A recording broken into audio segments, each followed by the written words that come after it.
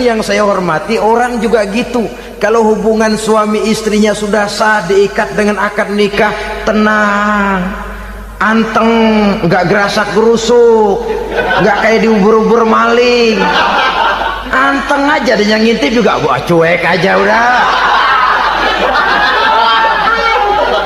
Biarin aja dia ngintip, capek sendirilah.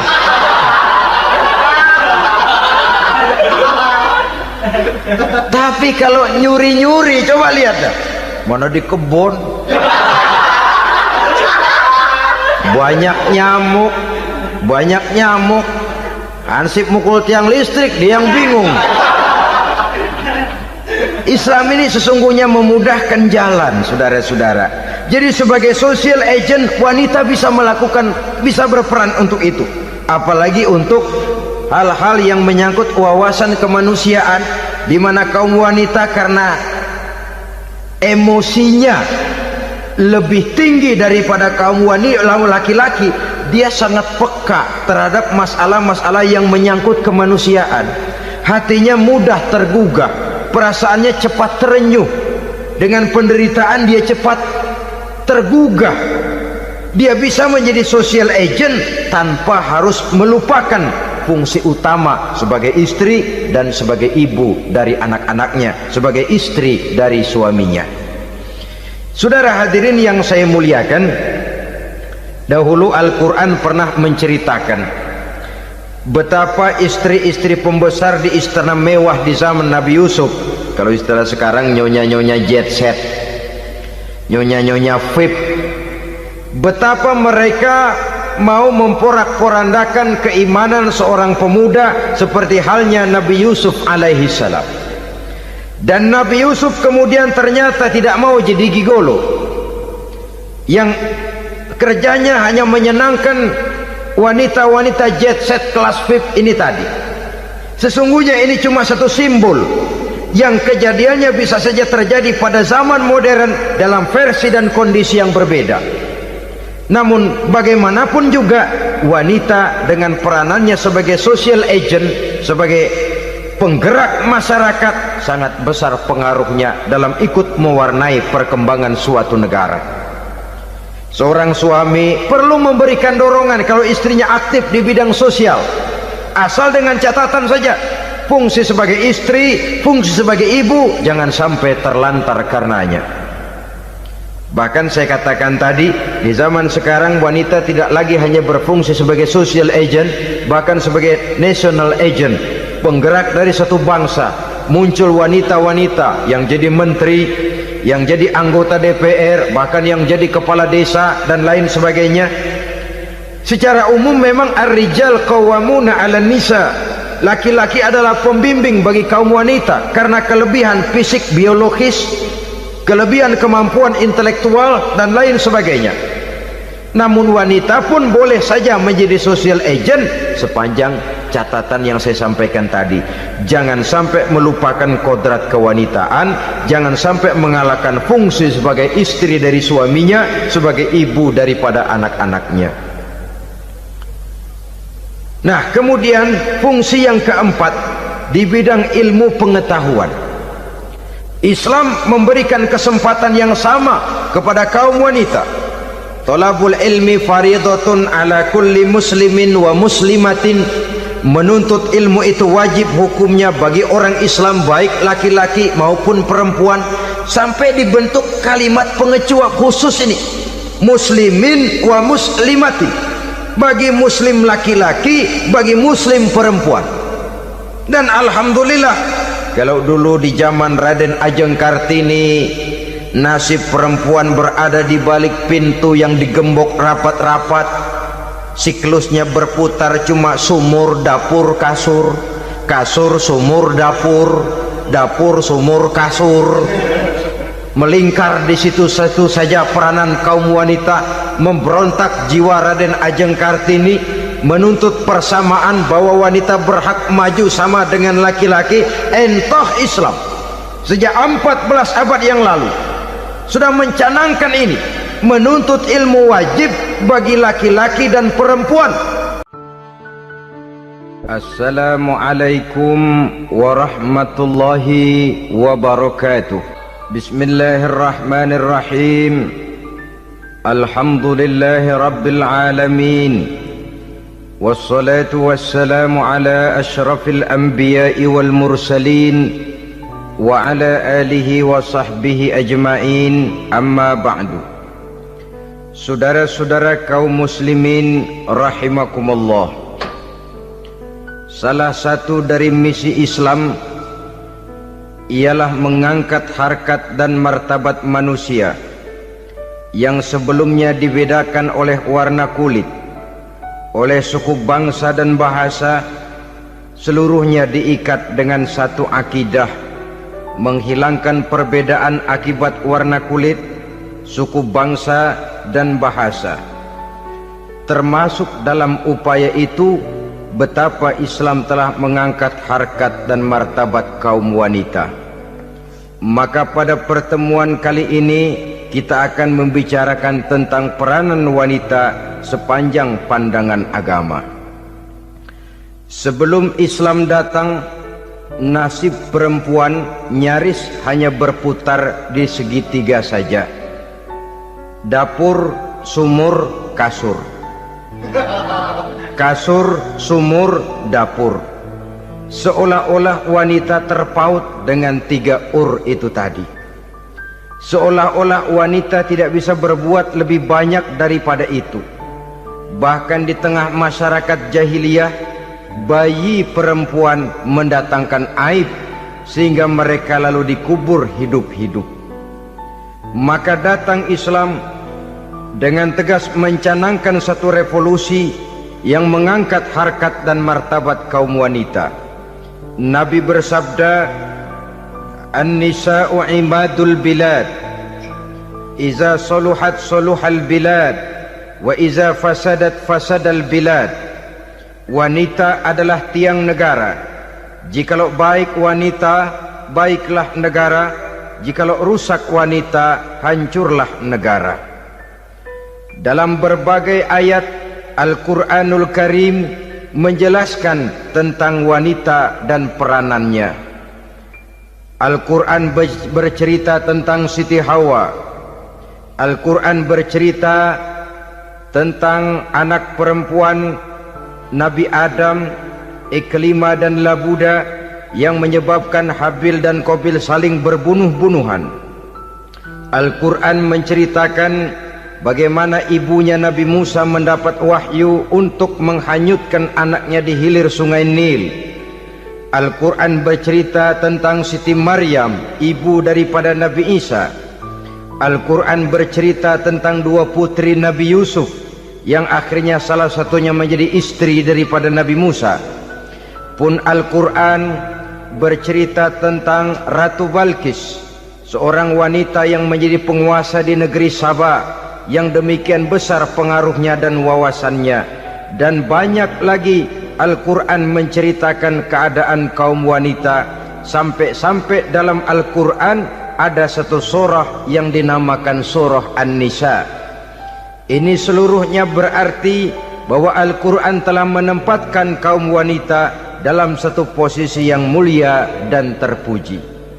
Al-Quran memberikan emansipasi, bahwa wanita berhak mengejar kemajuan sebagaimana halnya kaum laki-laki. Tetapi sungguh pun demikian, Al-Quran tetap memberikan batasan-batasan sepanjang emansipasi itu tidak bertentangan dengan kodrat kewanitaan itu sendiri. Kalau persamaan dan kemajuan, kalau emansipasi dan hak asasi sudah tidak sesuai lagi dengan kodrat kewanitaan, pada akhirnya bukan mengangkat harkat dan martabat kaum wanita, justru malah merendahkan derajat dan martabat kaum wanita itu sendiri. Seperti sebagian besar wanita ini, mereka berteriak menuntut tentang persamaan hak, tapi mereka melupa apa batasan daripada persamaan hak itu sendiri. Sesungguhnya Islam dengan segala konsepsinya yang mengangkat martabat kaum wanita itu memberikan keleluasaan kepada kaum wanita untuk maju bersama laki-laki sepanjang tidak menginjak-injak kodrat kewanitaan itu sendiri. Kalau sudah sampai kepada menginjak kodrat kewanitaan, maka akan merendahkan martabat kaum wanita. Sebab apa? Secara fisik dan psikis agaknya memang laki-laki sudah ditakdirkan oleh Allah untuk menjadi pembimbing bagi kaum wanita. Walaupun tidak tertutup kemungkinan wanita tampil sebagai pemimpin, tetapi dari segi fisik biologis misalnya, laki-laki itu diciptakan kekar, kuat untuk memikul dan melaksanakan tugas-tugas yang berat. Sedangkan perempuan pada umumnya adalah lembut, ayu, lemot, denok, geboy, dan lain sebagainya. Maka kalau kita baca sejarah, Allah itu belum pernah mengutus rasul perempuan. Semua rasul laki-laki. Sebab apa? Secara fisik biologis tugas kerasulan lebih dimungkinkan oleh seorang laki-laki. Tugas rasul itu berat. Kadang-kadang perang, dicaci maki, berhadapan dengan ujung tombak, ujung pedang dan lain sebagainya. Makanya seluruh rasul laki-laki, dan Allah belum pernah mengutus rasul perempuan. Dari segi lain, perempuan itu banyak terhalang untuk melaksanakan ajaran agama. Misalnya 1 minggu dalam sebulan perempuan itu terkena cuti khusus, mengalami masa menstruasi, tidak sholat, tidak puasa, tidak melaksanakan ajaran agama yang tidak dibolehkan pada saat menstruasi itu. Kalau ada rasul perempuan, lalu saat malaikat akan menyampaikan wahyu, kebetulan rasulnya sedang wah, itu bisa balik lagi malaikat Jibril ke langit itu. Mau turun nyampein wahyu, balik lagi ke atas, ditegur, kenapa balik lagi Jibril? Rasulnya lagi head.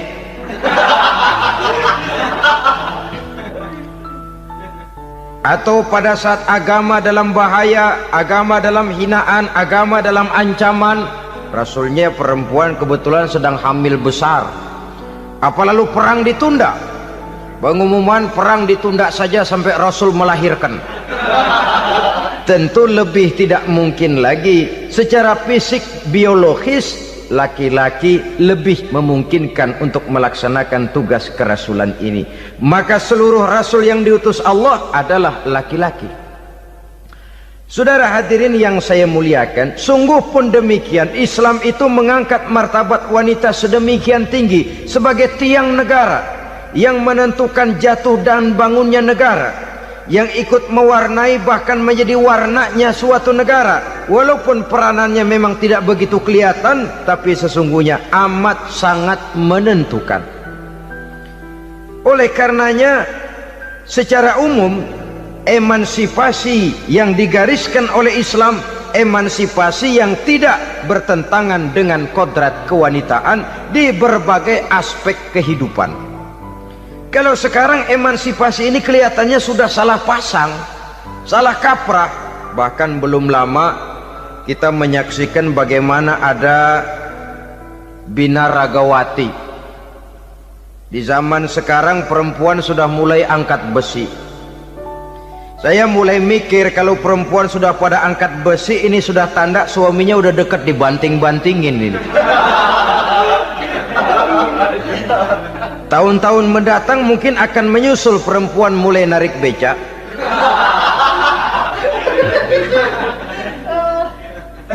Nampaknya kan sudah tidak lagi mengindahkan kodratnya sebagai wanita. Ada olahraga yang hanya pantas dikerjakan oleh laki-laki. Oleh karena itu, pada kesempatan ini kita akan mencoba melihat peranan wanita dari berbagai dimensinya. Yang pertama, peranan wanita sebagai istri. Adalah Rasul memilih istri pertamanya Sayyidatuna Khadijah radhiyallahu anha. Kalau pilihan utama beliau pertama kali nikah dengan Siti Khadijah, jelas itu pilihannya bukan karena kecantikan. Kenapa? beliau nikahi Siti Khadijah dalam usia 40 tahun Khadijah dan 25 tahun Rasul. Statusnya janda pula. Kalau beliau seorang pemburu kembang, pemburu bunga, kenapa mesti nikah dengan janda berumur 40 tahun? Sedangkan beliau waktu itu masih berumur 25 tahun. Apa sasaran utamanya? Bisa kita lihat nanti. Setelah beliau diangkat menjadi Rasul, ternyata Khadijah lebih daripada seorang istri. Beliau masuk ke dalam staf Nabi. Orang lain beliau belum beriman, beliau malah beriman lebih dahulu sebagai perempuan pertama yang masuk Islam. Orang lain memusuhi Nabi, beliau malah mengorbankan hartanya untuk membantu perjuangan Nabi. Istri setia semacam ini, dengan peranannya sebagai istri yang sedemikian rupa, memberikan andil yang sangat besar bagi kesuksesan dan keberhasilan seorang suami. Sebaliknya, seorang istri bisa mempengaruhi suaminya. Seorang suami yang jujur, polos, lugu, sederhana, bisa jadi koruptor ulung kalau didorong-dorong oleh istrinya. Seorang istri Pak Lurah memang tidak ikut mengatur kelurahan, tapi dia bisa mewarnai suaminya. Seorang istri gubernur memang tidak ikut mengatur provinsi, tapi dia bisa mewarnai suaminya. Sepanjang warnanya positif, tentu sangat baik dan sangat diharapkan. Tetapi kalau warnanya negatif, kiamatlah akibatnya umat ini. Oleh sebab itu, peran pertama dari kaum wanita sesungguhnya adalah sebagai istri yang mendampingi suami untuk mengolah dan melaksanakan tugas-tugas besar. Dari seorang yang paling kecil sampai kepada seorang yang punya jabatan paling tinggi sekalipun, pengaruh dan peranan istri memang sangat menentukan. Saudara hadirin kaum muslimin rahimakumullah, itulah sebabnya Nabi menikah dengan Siti Khadijah.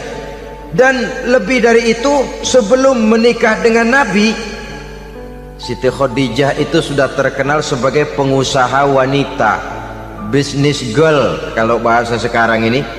Bahkan jaringan-jaringan bisnisnya tidak hanya Mekah saja, tidak hanya antar kota, bukan, bahkan sudah antar negara, dari Mekah ke Syam, dari Mekah ke Madinah dan lain sebagainya, yang bahkan kita tahu Rasul pada mulanya pun ikut membantu perdagangannya Siti Khadijah radhiyallahu anha ini.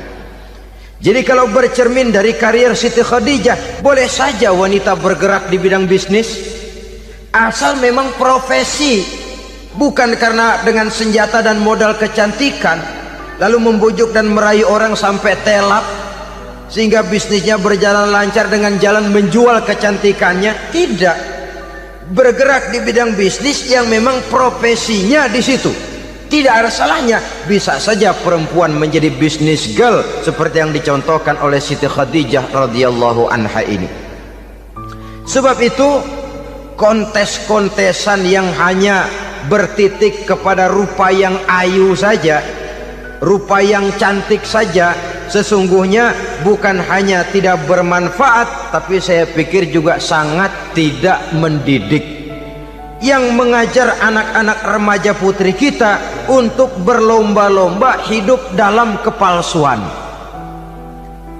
Alis mata palsu, hidung pesek dimancungin palsu, operasi plastik.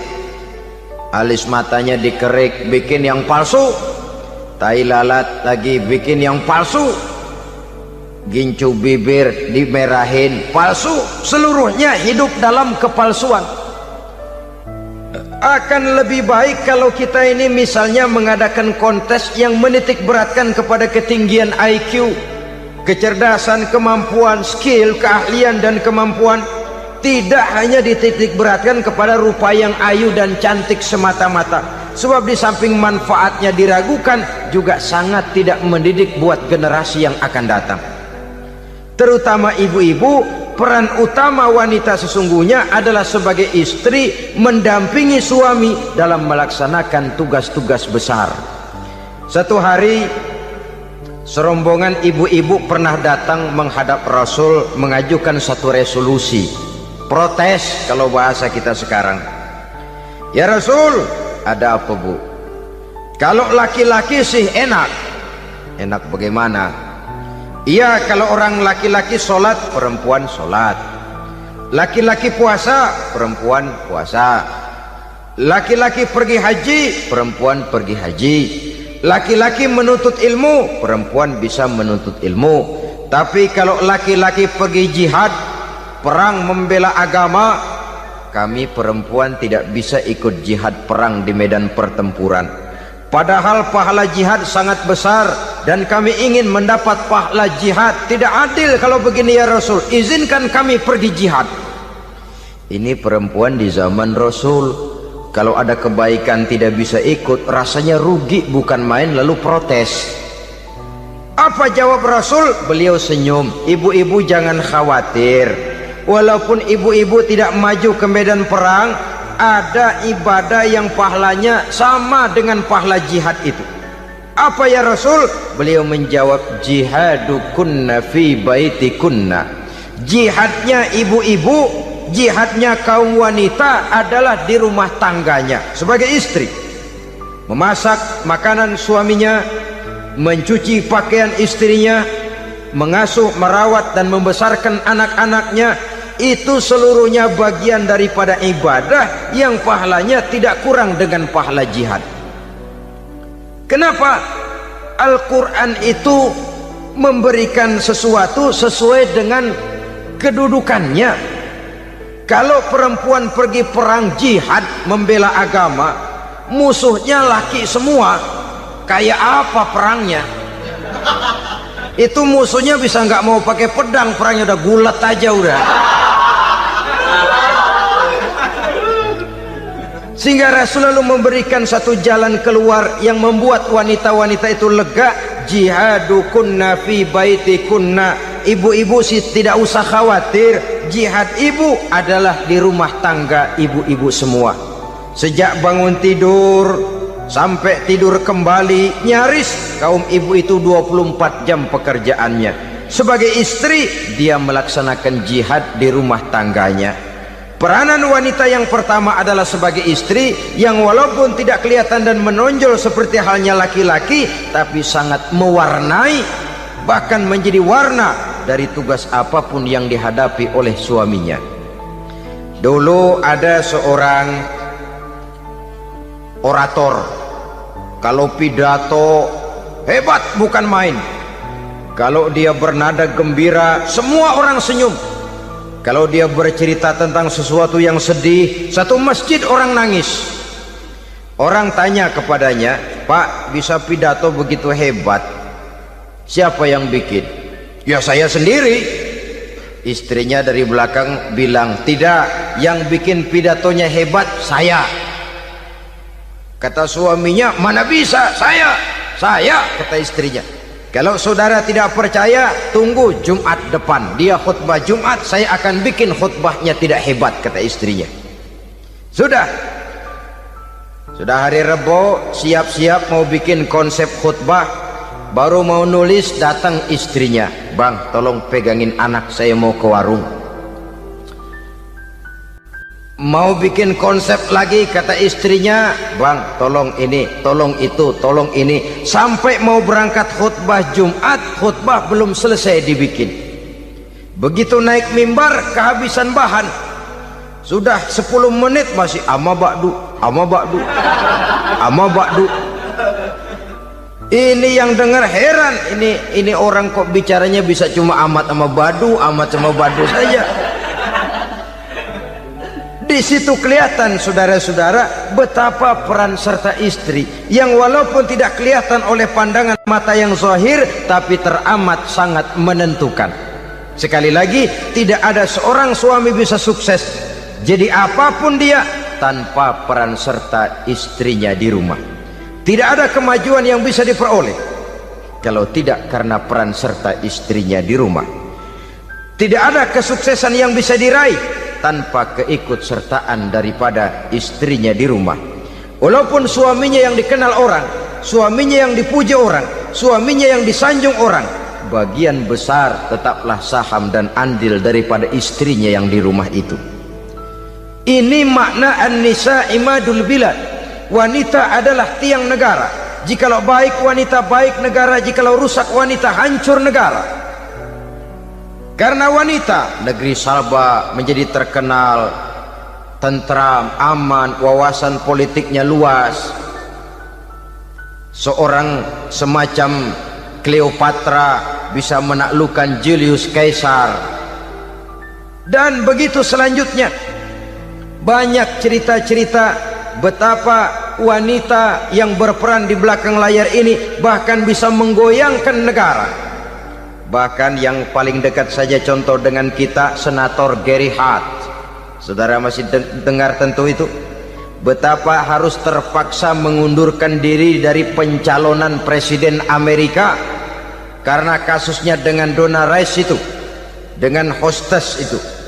Betapa di sini seorang perempuan atau seorang wanita sanggup membongkar seseorang yang punya masa depan ceria untuk menuju kursi kepresidenan dari suatu negara adidaya seperti Amerika, bisa gagal berantakan karena skandalnya itu. Apa penyebabnya? Wanita. Tapi wanita juga bisa menyebabkan menjadi cambuk majunya laki-laki. Wanita juga bisa menghancurkan dan mengubur laki-laki. Saudara hadirin yang saya muliakan, ia memang kelihatannya makhluk yang lemah, tapi di balik kelemahannya itu sesungguhnya dia bisa menelan laki-laki yang bagaimanapun besarnya. Saudara-saudara kaum muslimin rahimakumullah, terutama ibu-ibu yang saya hormati, jadi peranan yang pertama wanita sebagai seorang istri. Yang kedua, wanita sebagai ibu. Ini juga sangat besar pengaruhnya dalam membentuk generasi masa yang akan datang.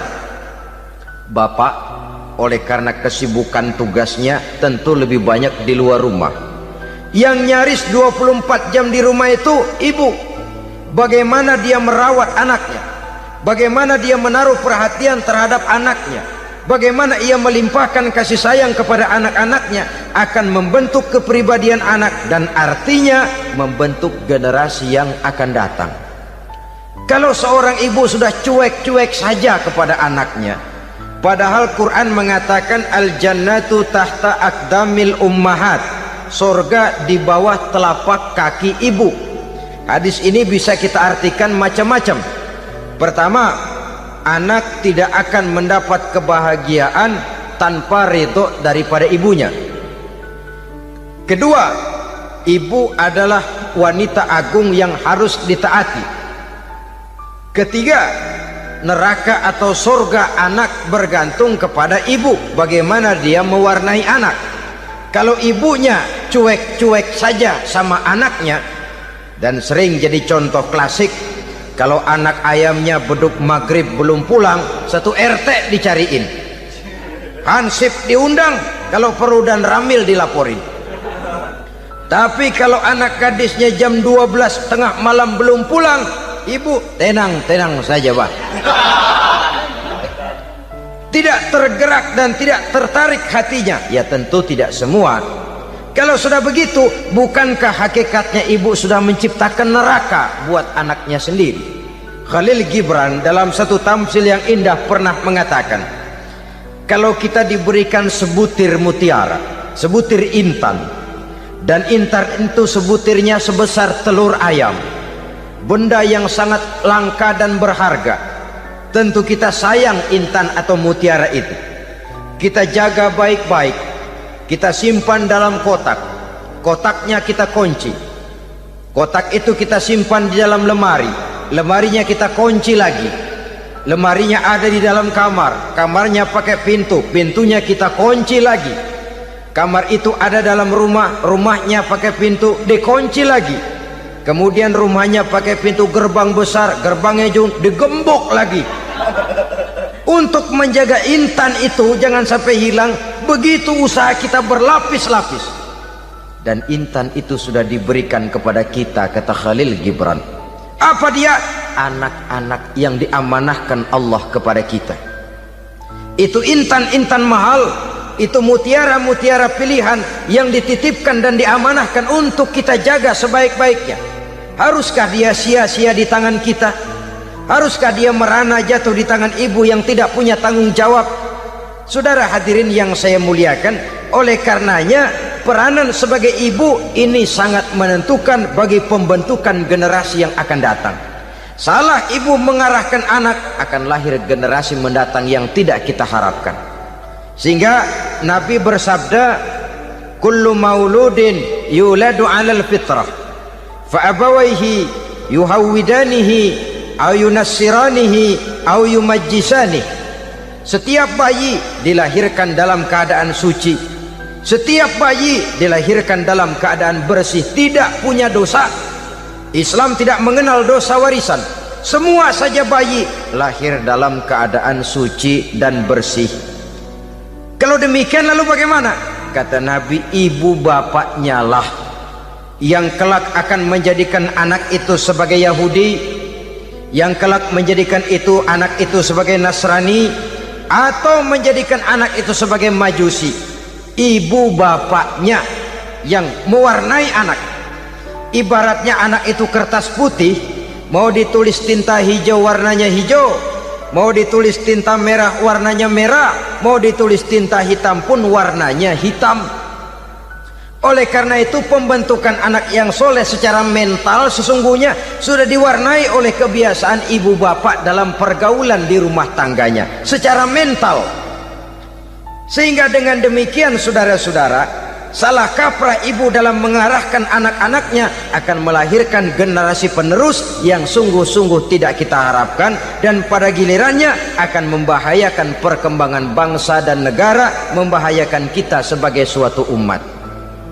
Apalagi sekarang ini masih banyak orang-orang muslim, orang-orang tua muslim yang kadang-kadang menyekolahkan anaknya di sekolah yang membahayakan akidahnya, mematikan imannya, menghancurkan tauhidnya. Pokoknya asal bonafid keluar sekolah ada jaminan lapangan kerja, perkara anak mau kafir mau murtad bukan urusan. Alangkah ironi dan sangat menyedihkan. Saudara-saudara yang saya hormati, jadi dari segi kaum wanita peranan ibu sangat besar.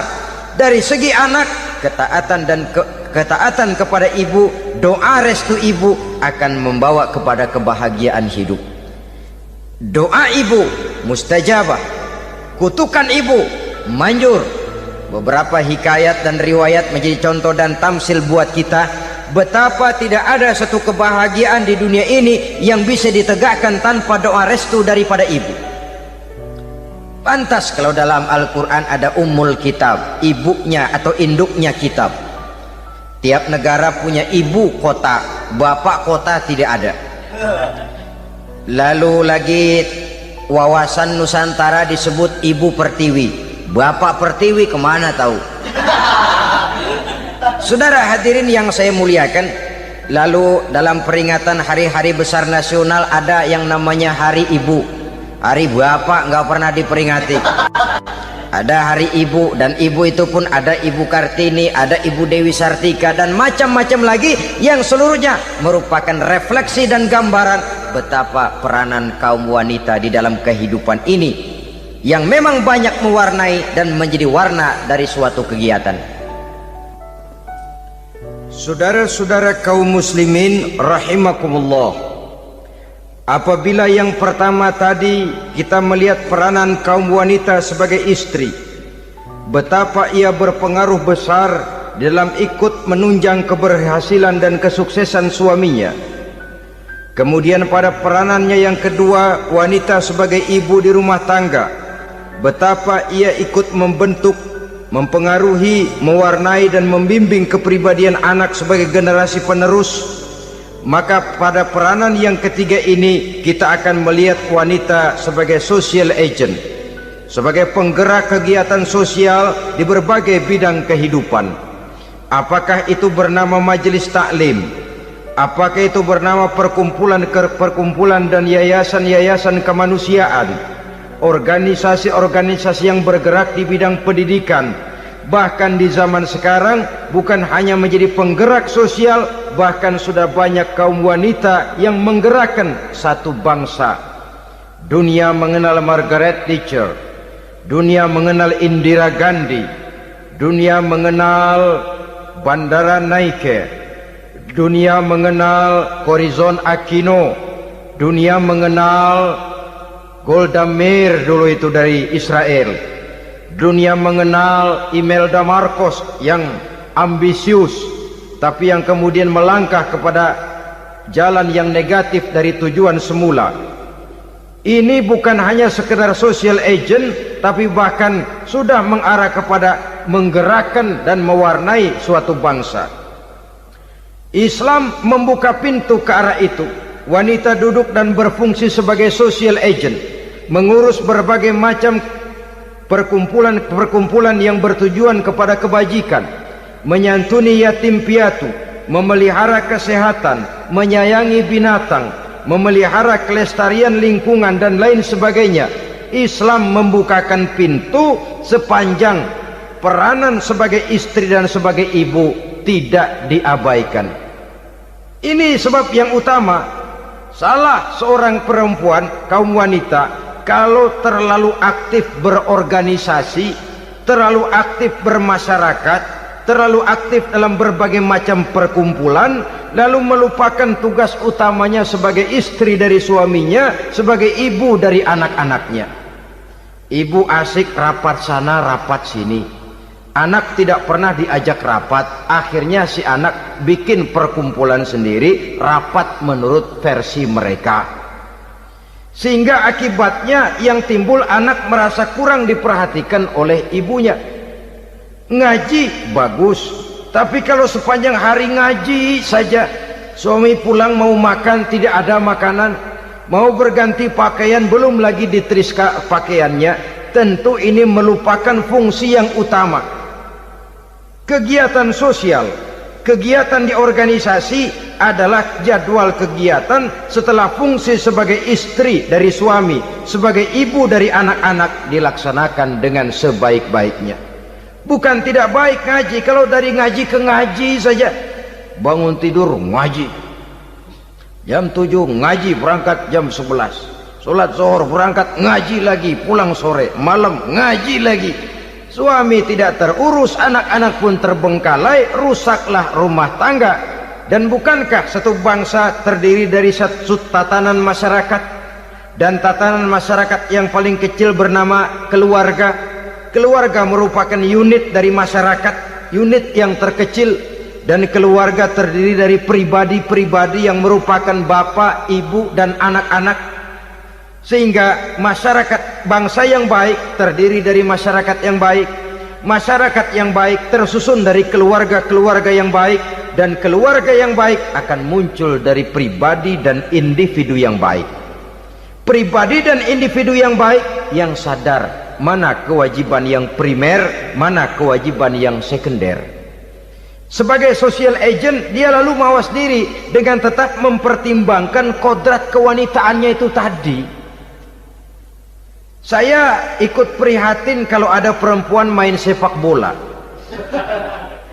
Dan saya yakin betul kalau perempuan main sepak bola, yang nonton pasti bukan nonton bola. Ya mungkin bola juga, tapi bola yang mana? Itu wallahu a'lam. Ya dicari olahraga yang sesuai dengan kodrat kewanitaan begitu. Dicarilah olahraga yang sesuai dengan kodrat kewanitaan. Sepak bola sudah maju, ya belakangan saya katakan tadi muncul lagi wanita angkat besi. Belakangan bisa kita bayangkan wanita main tinju. Babak belur sudah kalau sudah begitu.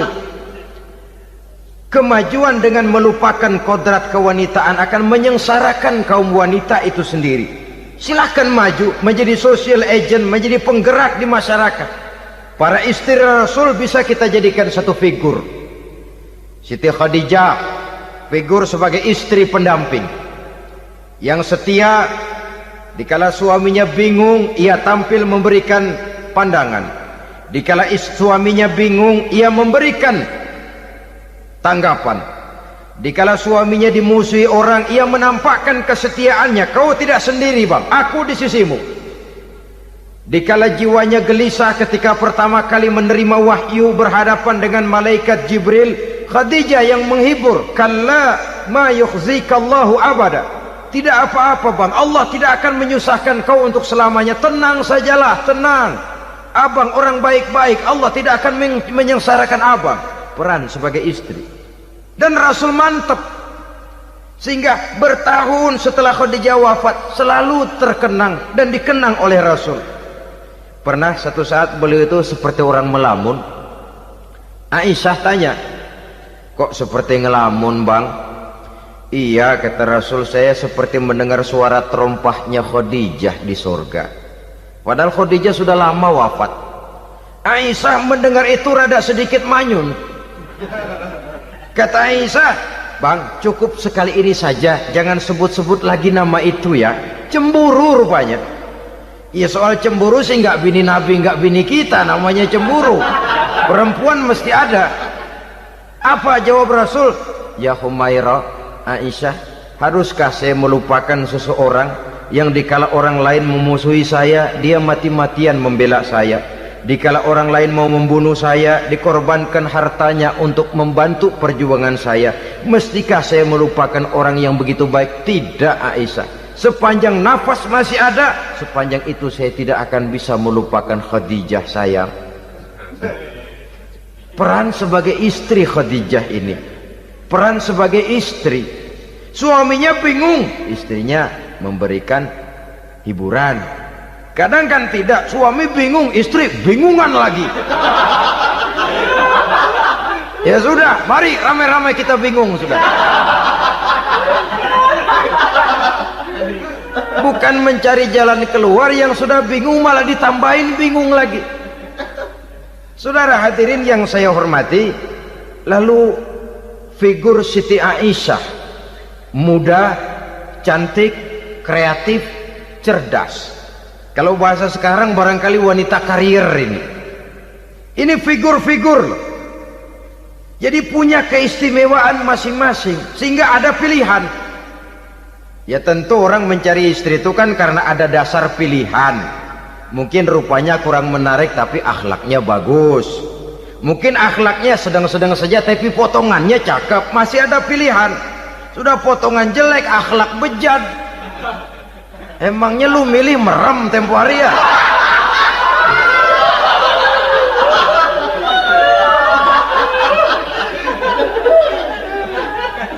Sudah nggak ada pilihan apa-apa. Lalu ada istri yang punya keistimewaan karena sifatnya yang sabar. Ada yang wataknya itu pemurah. Ada yang sifatnya itu belas kasih. Pendeknya, dari istri-istri Rasul kita bisa menemukan figur-figur wanita teladan. Sehingga keliru kalau kaum orientalis barat mengatakan Rasulullah itu katanya sesungguhnya adalah seorang seks mania, istrinya banyak. Oh ini memang bajingan ini orientalis ini. Kalau Rasulullah itu seorang seks mania, tentu yang dinikahinya itu pertama jelas gadis semua, yang kedua tentu cantik-cantik semua. Dari istri-istri beliau yang dikawininya dalam keadaan gadis cuma Siti Aisyah. Selebihnya janda. Apa pertimbangannya? Menyantuni yatim-yatimnya, mengayomi janda-janda yang ditinggal suaminya gugur di medan perang, untuk memperkuat keimanannya. Itu pilihan utama Rasul. Kita sekarang ini ya ngakunya sih ikut sunnah Rasul, cuma sunnahnya urusan kawin melulu. Ada duit sedikit, kawin maning, kawin maning. Ditanya orang kenapa kawin melulu, sih mas sunnah Rasul. Bukan main. Kalau sudah urusan kawin pahlawan betul sunnah Rasul. Padahal kawin lagi dalam Islam itu sungguh pun boleh tapi tidak diperintah. Tidak diperintah, memang cuma boleh. Itu kalau dalam pesawat itu cuma semacam emergency exit loh ya. Yang tidak boleh sembarang waktu bisa dibuka. Kalau memang sanggup berlaku adil, tafadhol. Kalau tidak, satu juga nggak habis. Lagian saya kira perempuan itu kan cuma perbedaan rupa saja, perbedaan selera saja. Seperti singkong dengan sate, bedanya kan cuma di tenggorokan. Kalau sudah masuk ke perut, kenyangnya kan sama. Perempuan cuma berbeda dalam selera, rasanya barangkali ya, barangkali.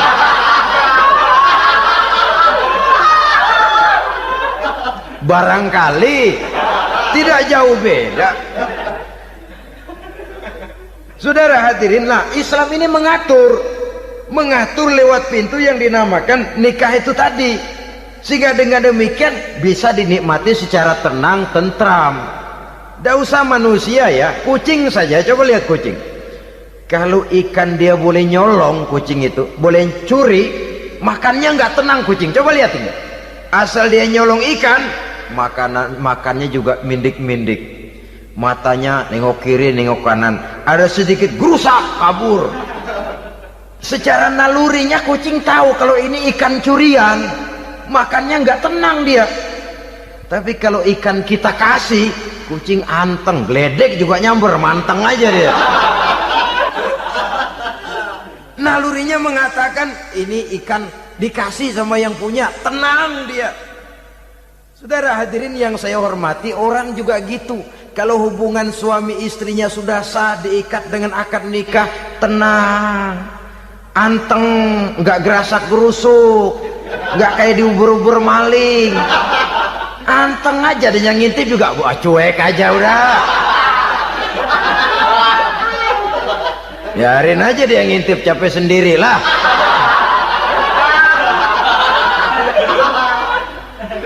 Tapi kalau nyuri-nyuri, coba lihat dah. Mana di kebun banyak nyamuk, ansip mukul tiang listrik, dia yang bingung. Islam ini sesungguhnya memudahkan jalan, saudara-saudara. Jadi sebagai social agent, wanita bisa berperan untuk itu. Apalagi untuk hal-hal yang menyangkut wawasan kemanusiaan, di mana kaum wanita karena emosinya lebih tinggi daripada kaum laki-laki, dia sangat peka terhadap masalah-masalah yang menyangkut kemanusiaan. Hatinya mudah tergugah, perasaannya cepat terenyuh, dengan penderitaan dia cepat tergugah. Dia bisa menjadi social agent tanpa harus melupakan fungsi utama sebagai istri dan sebagai ibu dari anak-anaknya, sebagai istri dari suaminya. Saudara hadirin yang saya muliakan, dahulu Al-Quran pernah menceritakan betapa istri-istri pembesar di istana mewah di zaman Nabi Yusuf, kalau istilah sekarang nyonya-nyonya jet set, nyonya-nyonya VIP, betapa mereka mau memporak-porandakan keimanan seorang pemuda seperti halnya Nabi Yusuf alaihi salam. Dan Nabi Yusuf kemudian ternyata tidak mau jadi gigolo yang kerjanya hanya menyenangkan wanita-wanita jet set kelas VIP ini tadi. Sesungguhnya ini cuma satu simbol yang kejadiannya bisa saja terjadi pada zaman modern dalam versi dan kondisi yang berbeda.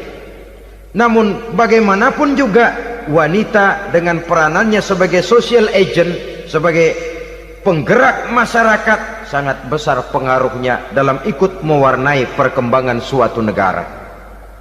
Seorang suami perlu memberikan dorongan kalau istrinya aktif di bidang sosial, asal dengan catatan saja, fungsi sebagai istri, fungsi sebagai ibu jangan sampai terlantar karenanya.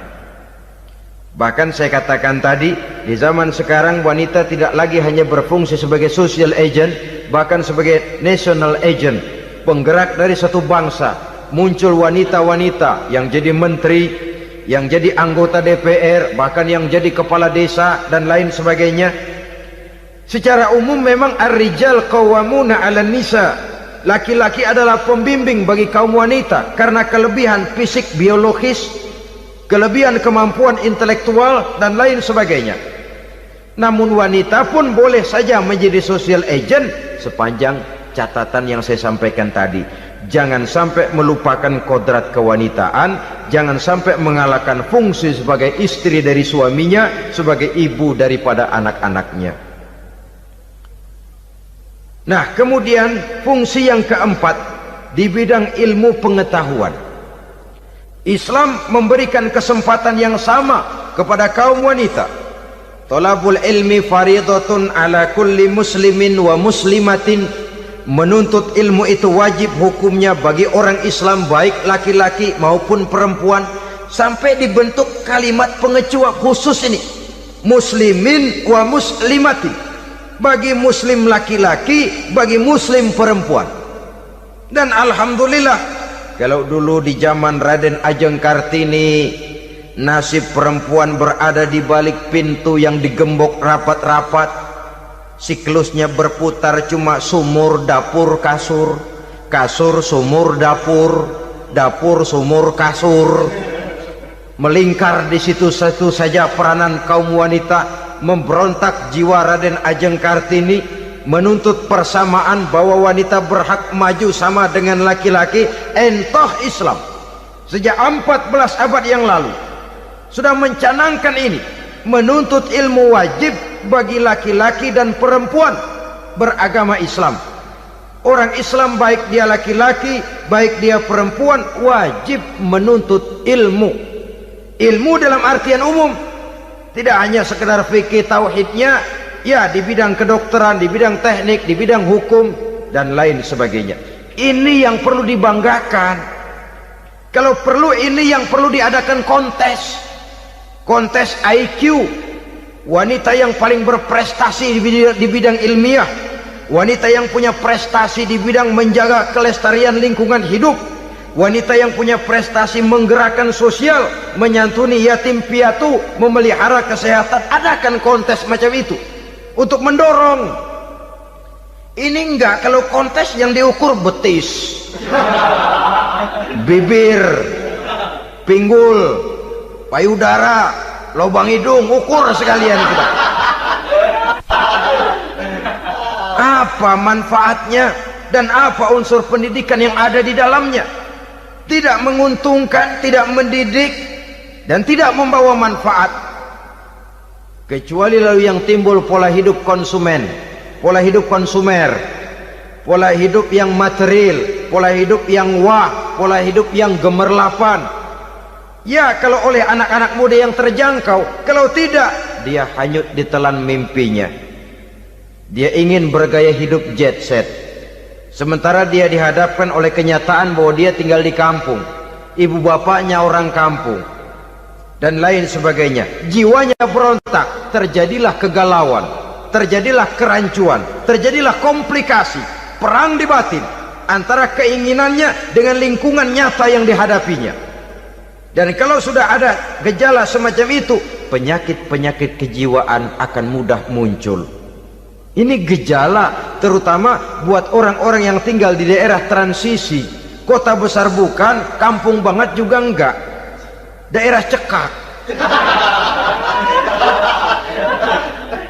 Akibatnya gayanya ya sering gaya enggak karu-karuan, gaya kepalang tanggung jadinya. Saudara hadirin yang saya muliakan, akhirnya apa? Santri tapi lagunya kayak koboi, koboi tapi sesungguhnya santri. Saudara hadirin yang saya hormati, maka di bidang ilmu pengetahuan wanita mempunyai peranan yang sangat besar.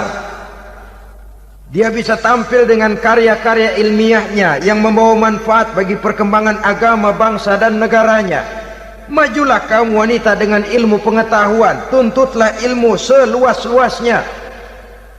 Kita hidup di satu negara yang merdeka, kita beragama yang memberikan satu keyakinan bahwa menuntut ilmu merupakan kewajiban, bahwa peranan wanita tidak hanya di belakang dapur, lain sebagainya, yang seluruhnya terpantul dari dinamika kehidupan kaum wanita. Saudara-saudara kaum muslimin rahimakumullah. Kemudian yang kelima, peranan wanita dalam bidang agama. Kita bersyukur sekarang ini gejalanya dimanapun pengajian, biasanya lebih ramai pengajian ibu-ibu dari bapak-bapak.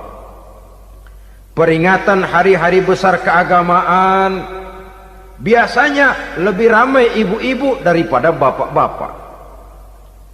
Pengajian ibu lebih ramai. Padahal kalau bicara sibuk, lebih sibuk ibu daripada bapak misalnya. Kalau sudah pengajian bapak-bapak, biasanya pengajiannya ramai cuma 3 giliran itu. Pembukaan, maulid, penutupan. Kalau sudah yang rutin pengajian tiap minggu, 3 pojok yang ngaji. Yang atu nguap, yang atu pules, yang atu ngiler. Saudara hadirin yang saya muliakan, ada badan kontak majelis taklim yang merupakan wadah daripada kegiatan ibu-ibu. Ada Ittihadul Muballighat, Persatuan Muballighat, ada Persatuan Para Asatizah, dan macam-macam lagi peranan ibu-ibu di dalam kehidupan beragama. Tapi sesungguhnya harus dimulai dari bagaimana si ibu mewariskan jiwa agama kepada anak-anaknya di rumah tangganya. Kalau itu gagal, dia mau melangkah ke masyarakat, dia sudah gagal sejak awal sesungguhnya. Keberhasilannya dia menata masyarakat akan mengakibatkan dia nanti bernasib seperti Nabi Nuh. Berhasil mengajak beberapa orang kafir mengikuti ajarannya, tapi gagal mengislamkan putranya sendiri Kan'an. Bukan tidak berusaha, tapi memang Allah sudah menghendakinya sedemikian untuk menjadi contoh buat kita semua. Yang penting orang tua berusaha dan berikhtiar. Kalau sudah berusaha dan berikhtiar, anak ternyata memang sulit diurus, barangkali memang fotokopinya Kan'an tuh anak. Ya orang tua kalau sudah berusaha, ya tawakallah. Jangan belum berusaha lalu berkata, jangan anak kita, anak Nabi aja ada yang bengal. Ngajar tidak mau, mengajar anak tidak mau, mendidik anak tidak mau, lalu mencontoh Nabi, salah kaprah namanya. Kaum wanita bisa berperan di dalam agama. Ketika Rasul hijrah, itu kan beliau tidak langsung ke Madinah. Dari Mekah itu beliau mengambil jalan arah ke kiri menuju Gua Sur. Ini dalam strategi militer punya makna sendiri. Jenderal yang ulung, ahli strategi militer ini. Di Gua Sur sana beliau tinggal 2 hari 3 malam. Siapa yang membawa makanan ke Gua Sur? Siapa yang menjadi kurir untuk mengintai kegiatan-kegiatan Quraisy setelah Nabi berangkat hijrah? Asma, putri Abu Bakar Siddiq radhiyallahu anhu. Jadi kurir, jadi spion, membawa makanan untuk Rasul dan ayahnya di Gua Sur. Ini peranan wanita. Di tengah bahaya, di tengah keadaan posisi terjepit, Rasul di dalam gua, diamatinya keadaan Quraisy, dilaporkannya kepada Rasul. Jasa seorang wanita bernama Asma, putri dari Abu Bakar Siddiq radhiyallahu anhu. Rabi'atul Adawiyah, seorang sayyidah sufiyah, ahli tasawuf yang terkenal dengan ajaran cintanya kepada Tuhan. Dia bisa menjadi tokoh wanita dalam gerakan sufi oleh karena kegiatannya di bidang agama, dalam arti mujahadahnya kepada Allah Subhanahu wa ta'ala. Dia korbankan bagian besar daripada hidupnya untuk mengabdi kepada Allah. Setelah suaminya meninggal, seumur hidup dia tidak pernah nikah lagi. Bukan tidak cantik, cantik. Bukan tidak ada yang mau, banyak yang meminang. Bahkan diantaranya termasuk Sufyan Tsauri, seorang tokoh juga, pernah mencoba meminang beliau. Kata Sufyan, Rabi'ah, bagaimana? Kamu kan janda? Iya. Lalu, lah saya kan duda. Jadi bagaimana? Daripada kita masing-masing sendiri-sendiri, kan lebih baik kita join. Maksud kamu apa? Saya mau meminang kamu. Boleh? Tapi mas kawinnya saya minta engkau jawab 4 pertanyaan saya. Kalau bisa, diri saya seutuhnya saya berikan kepada kamu. Kalau tidak, tidak usah saja. In ajabtani fi arba'i masail fa ana laka. Kalau engkau sanggup menjawab 4 pertanyaan saya, seluruh diri saya bulat-bulat saya serahkan kepada kamu. Yang pertama, Sufyan, semua orang kan bakalan mati. Iya, ya soal mati sih sama, mati. Cuma hakikat mati kan lain-lain. Ada yang matinya itu husnul khatimah, mati baik di akhirnya. Lagi ngaji mati, lagi baca Quran mati, lagi sholat mati, lagi dengar ceramah mati, lagi sodakoh mati. Itu mati-mati yang su'ul khatimah. Ada yang mati itu mati yang husnul khatimah, maksud saya. Ada mati itu yang disebut su'ul khatimah, jelek di penghujungnya. Lagi nyekek botol mampus, lagi banting kartu plak plak habis, lagi makan riba mati, lagi zina mati, lagi nipu mati. Kira-kira kalau saya nanti mati su'ul khatimah apa husnul khatimah? Loh, saya nggak tahu, kamu mati saja belum. Tidak bisa kamu jawab, tidak bisa. Yang kedua, setelah mati kita masuk ke alam kubur. Di kubur kita akan dapat nikmat kubur atau azab kubur. Hari itu kira-kira saya dapat nikmat apa dapat azab? Saya tidak tahu. Di padang mahsyar setelah ditimbang kita dapat kitab di tangan kanan kalau baik, di tangan kiri atau dari belakang kalau jahat. Hari itu saya dapat kitab di tangan kiri apa tangan kanan? Saya nggak tahu. Yang keempat, orang akan lewat di atas sirat. Yang selamat sampai surga, yang celaka sampai ke neraka. Kira-kira saya yang selamat apa yang celaka? Wah, kata Sofyan, gua nggak tahu, udah butak dah lempangan itu deh. Kalau kau tidak tahu, Sofyan, tidak bisa jawab 4 pertanyaan ini, maaf saja, lamaranmu saya tolak dan saya tidak akan nikah. Ini yang saya khawatir. Maka dia terkenal sebagai Sayyidah Sufiyah, tokoh wanita dalam dunia sufi. Dan artinya wanita bisa berperan banyak dalam bidang agama, sebagai pengasuh majelis taklim, sebagai pengasuh yatim piatu, sebagai gerakan-gerakan keagamaan yang positif dan lain sebagainya. Ini dimungkinkan karena Islam menunjang harkat dan martabat kaum wanita. Maka majulah kaum wanita Islam Indonesia dengan tetap menjaga kodrat kewanitaannya. Inilah yang kita sampaikan pada kesempatan ini. Terima kasih atas segala perhatian. Mohon maaf atas segala kekurangan. Wassalamualaikum warahmatullahi wabarakatuh.